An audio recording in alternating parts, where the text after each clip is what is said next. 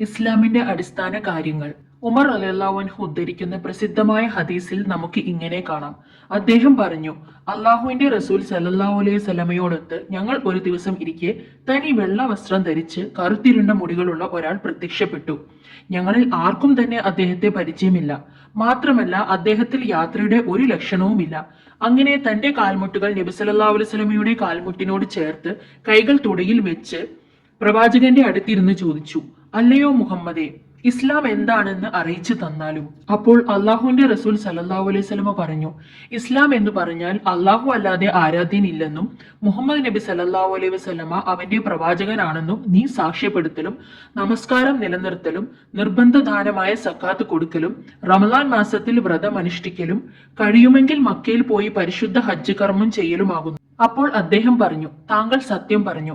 അദ്ദേഹം ചോദിക്കുകയും സത്യപ്പെടുത്തുകയും ചെയ്തത് കണ്ടപ്പോൾ ഞങ്ങൾക്ക് അത്ഭുതമായെന്ന് സ്വഹാബികൾ പറഞ്ഞു. ഈമാൻ എന്താണെന്ന് അറിയിച്ചു തന്നാലും എന്ന് അദ്ദേഹം വീണ്ടും നബി സല്ലല്ലാഹു അലൈഹി വസല്ലമയോട് ആവശ്യപ്പെട്ടു. അപ്പോൾ അവിടുന്ന് പറഞ്ഞു, വിശ്വാസം എന്നാൽ അള്ളാഹുവിലും അവന്റെ മലക്കുകളിലും അവന്റെ വേദഗ്രന്ഥങ്ങളിലും അവന്റെ പ്രവാചകന്മാരിലും അവസാന നാളിലും വിധി നിർണയത്തിലും, അതായത് നല്ലതായാലും ചീത്തയായാലും വിശ്വസിക്കലാകുന്നു. അദ്ദേഹം പറഞ്ഞു, നീ സത്യം പറഞ്ഞു. ഇഹ്സാൻ, നന്മ എന്താണെന്ന് അറിയിച്ചു തന്നാലും. നബി സല്ലല്ലാഹു അലൈഹി വസല്ലമ പറഞ്ഞു, അള്ളാഹുവിനെ കാണുന്നത് പോലെ നീ അവനെ ആരാധിക്കുക. ഇനി നിനക്ക് അള്ളാഹുവിനെ കാണാൻ സാധ്യം അല്ലെങ്കിലും അവൻ നിന്നെ കാണുന്നുണ്ട്. അദ്ദേഹം പറഞ്ഞു, അവസാന നാളിനെ കുറിച്ച് അറിയിച്ചു തരിക.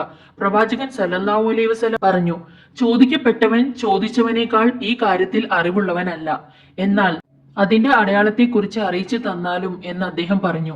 പ്രവാചകൻ സല്ലല്ലാഹു അലൈഹി വസല്ലമ പറഞ്ഞു, അടിമസ്ത്രീ തന്റെ യജമാനത്തിയെ പ്രസവിക്കലാകുന്നു.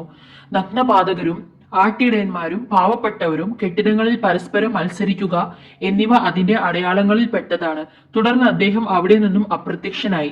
ഞാൻ അല്പനേരം അവിടെ തന്നെ ചിലവഴിച്ചു.